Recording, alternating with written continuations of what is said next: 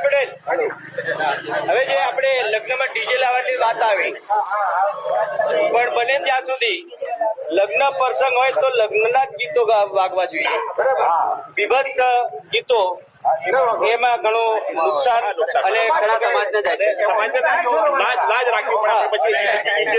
એટલે ત્યાં વડીલો બેઠા હોય, દીકરા દીકરી નાચતા હોય, એના મા બાપ બેઠા હોય તો આ સારું નથી લાગતું. એટલે ડીજે વાળાને જ આપણે કમિટી કીધી છે, આપણે ચર્ચા કરીએ અને લગ્ન પ્રસંગે લગ્નના ગીતો અને પછી કોઈ ધાર્મિક પ્રસંગ હોય તો દાખલા તરીકે ગણપતિ વિસર્જન છે તો ગણપતિની સ્તુતિ થવી જોઈએ, તો આપણે ટીમલી વગાડીનું કામ છે. અને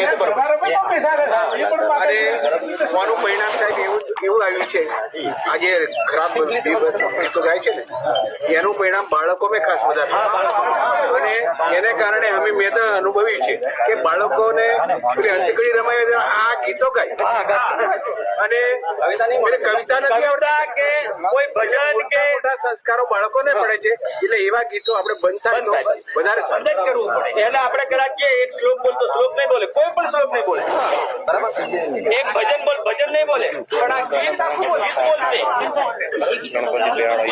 એટલે લગ્નમાં વિભત્સ ગીતો નહીં. ચાલો હવે